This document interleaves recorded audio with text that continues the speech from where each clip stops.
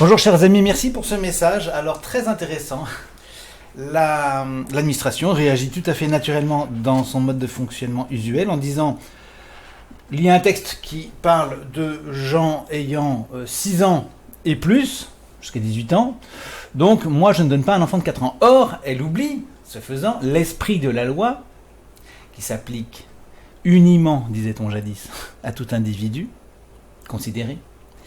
Elle oublie que nous parlons ici d'enfants scolarisés, et c'est cela qui compte, et non plus l'âge, puisque la scolarisation maintenant, un enfant scolarisé, c'est un enfant qui commence à l'être à partir de 3 ans selon la nouvelle loi. Or, le Code de la Sécurité sociale n'a évidemment pas été mis à jour dans le désordre général et habituel de la République. Donc, ce que vous allez faire, c'est une lettre en recommandé à ces gens-là, et vous leur direz, je vous mets en demeure de me verser la dite allocation, car mon enfant est scolarisé et que le code de la sécurité sociale n'a toujours pas été mis à jour pour refléter la loi, ce qui constitue une erreur qui ne regarde que l'administration et non point le citoyen.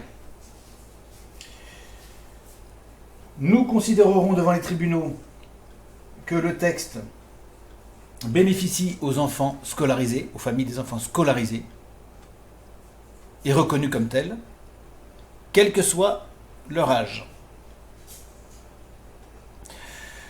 De ce fait, nous vous mettons en demeure de nous verser l'allocation et réclamerons une somme forfaitaire par jour de retard. Voilà ce que vous pouvez écrire, formuler comme ça ou autrement. Ils vont réagir, bien sûr, ils vont peut-être faire le silence, mais alors vous leur indiquez bien sûr un délai, vous dites nous vous donnons un délai d'1 mois pour répondre à la présente, sans quoi nous serons contraints de faire appel aux tribunaux. Sans réponse, vous ferez appel aux tribunaux, dans un cas qui sera un cas jurisprudentiel, même si la jurisprudence n'existe pas vraiment, ce sera en tout cas une première, si vous voulez, vous aurez inauguré l'application de la loi dans toute sa rigueur, et bien évidemment n'importe quel juriste dira effectivement l'allocation de rentrée scolaire s'applique à toute rentrée scolaire et non pas seulement à certains enfants. La loi vaut pour tous. Voilà, tant qu'il n'y a pas de disposition dans le code disant la loi ne s'applique pas à telle catégorie de personnes, d'ailleurs, elle ne le pourrait pas, parce qu'un code est en aval de la loi. Tant que la loi n'exclut pas d'office certaines personnes, eh bien, le code ne peut pas le faire. Puisque le code est toujours en aval de la loi. Donc là, vous avez un cas qui est un cas exemplaire, et vous serez forcément victorieux. Les juges ne peuvent pas défendre une autre position que celle-là. Ça, c'est pas possible.